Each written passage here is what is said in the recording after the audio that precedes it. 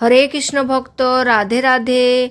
आइए सुनते हैं धुंधकारी की भयानक कहानी। एक कथा प्राचीन समय की है जो पवित्र ग्रंथ श्रीमद् भागवत महापुराण में वर्णित है। ये कहानी हमें बताती है कि बुरे कर्मों का परिणाम कितना भयानक हो सकता है। बहुत समय पहले तुंगभद्रा नदी के किनारे एक सुंदर नगर बसा हुआ था। उसी नगर में आत्मदेव नाम का एक ब्राह्मण रहते थे। आत्मदेव बहुत विद्वान, धार्मिक और दयालु व्यक्ति थे। उनके पास धन दौलत की कमी नहीं थी। उनका घर बड़ा था, खेत खलिहान थे और समाज में उनका बहुत सम्मान था। लेकिन उनके जीवन में एक बहुत बड़ा दुख था, उनकी कोई संतान नहीं थी। उनकी पत्नी का नाम धुंधुली था। वो स्वभाव में बहुत झगड़ालू और क्रोधी थी। अक्सर वो छोटी छोटी बातों पर गुस्सा हो जाती थी। समय बीतता गया लेकिन उनके घर में बच्चे की किलकारी नहीं गुंजी। इस कारण आत्मदेव बहुत दुखी रहने लगे। एक दिन आत्मदेव बहुत उदास होकर घर से निकल गए। चलते चलते वो एक घने जंगल में पहुंच गए।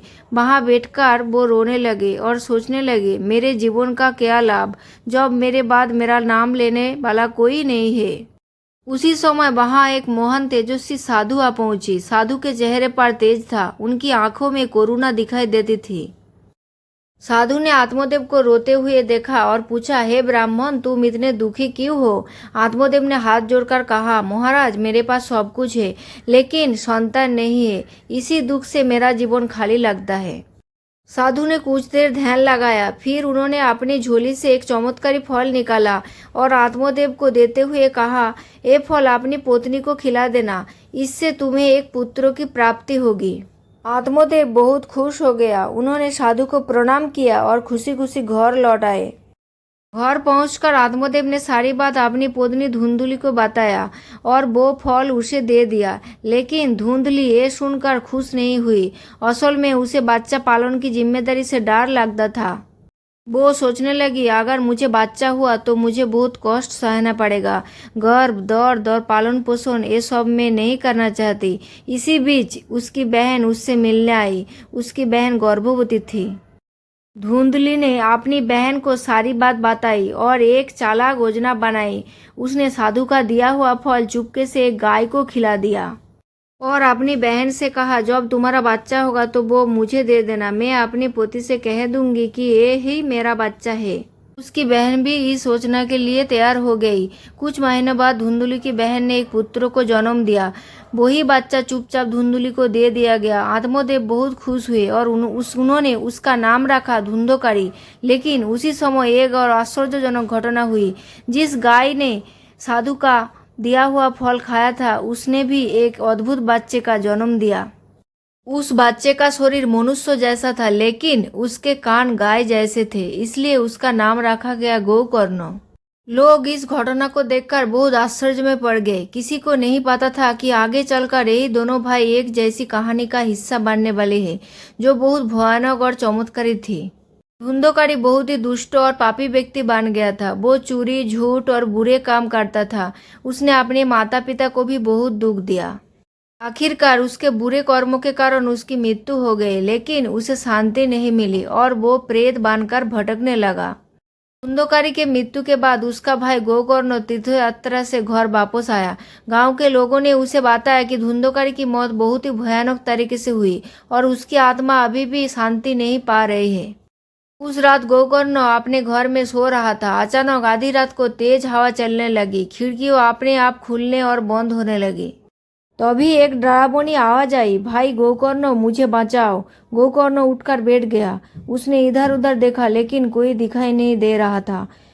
फिर अचानक कमरे में एक भयानक आकृति प्रकट हुई। उसका चेहरा बहुत डरावना था, आंखें लाल थी और शरीर धुएं की तरह लग रहा था। वो धुंधकारी की प्रेतात्मा थी। गोकर्ण ने शांत होकर पूछा, तुम कौन हो? वो प्रेत रोने लगा और बोला, मैं तुम्हारा भाई धुंधकारी हूँ। अपने पापों के कारण मैं प्रेत बन गया हूँ। मुझे बहुत कष्ट हो रहा है, दिन रात भटकना पड़ता है। मुझे मुक्ति दिलाओ। गोकर्ण को अपनी भाई पर दया आ गई। उसने कहा, तुमने जीवन में बहुत पाप किए हैं लेकिन मैं तुम्हें मुक्ति दिलाने की कोशिश करूंगा। अगले दिन गोकर्ण ने गांव के पंडितों और विद्वानों से पूछा कि धुंधकारी की आत्मा को शांति कैसे मिल सकती है। सबने एक ही उपाय बताया, श्रीमद् भागवत कथा का श्रवण। फिर गोकर्ण ने पूरे गांव में भागवत कथा का आयोजन किया। कथा सुनने के लिए बहुत लोग आए, लेकिन किसी को नहीं पता था कि वहाँ एक और श्रोता भी है। धुंधकारी की प्रेतात्मा, वो एक सूखे बांस के अंदर छिपकर कथा सुनने लगा। जैसे जैसे कथा आगे बढ़ती गई, वैसे वैसे उस बांस की गांठें एक एक करके टूटने लगी। लोग हैरान थे कि ये क्या हो रहा है। जब 7वें दिन कथा समाप्त हुई, अचानक वो बांस जोर से टूट गया और उसमें से एक चमकता हुआ दिव्य पुरुष बाहर आया। वो धुंधकारी था। अब उसका रूप बहुत सुंदर और दिव्य हो गया था। आकाश में एक दिव्य विमान उतरा और देवदूत उसे लेने आए। धुंधकारी ने अपने भाई गोकर्ण को प्रणाम किया और कहा, भाई, तुम्हारी वजह से मुझे मुक्ति मिल गई। अगर तुम भागवत कथा नहीं कराते तो मैं हमेशा प्रेत बनकर भटकता रहता। इतना कहकर वो दिव्य विमान में बैठकर स्वर्ग चला गया। जब धुंधकारी दिव्य विमान में बैठकर जाने लगा तो अब गांव के लोग बहुत हैरान थे। उन्होंने गोकर्ण से पूछा, हम सब ने भी कथा सुनी, लेकिन मुक्ति सिर्फ धुंधकारी को ही क्यों मिली? गोकर्ण मुस्कुराए और बोले, कथा सुनने का फल तभी मिलता है जब मन पूरी श्रद्धा से लगा हो। उन्होंने समझाया कि धुंधकारी प्रेत होने के कारण बहुत कष्ट झेल रहा था, इसलिए वो पूरे मन और ध्यान से कथा सुन रहा था। उसके मन में सच्चा पश्चाताप था, इसी कारण भगवान ने उसकी प्रार्थना सुन ली। उस रात जब सब लोग अपने घर लौट गए, गोकर्ण मंदिर में बैठकर भगवान का स्मरण करने लगे। अचानक मंदिर में एक दिव्य प्रकाश फैल गया।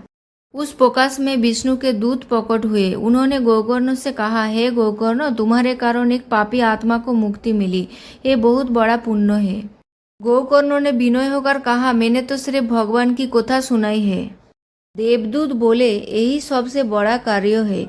जो भी व्यक्ति श्रद्धा से श्रीमद् भागवत की कथा सुनता है, उसके पाप धीरे धीरे समाप्त हो जाते हैं। फिर देवदूत आकाश में गायब हो गए।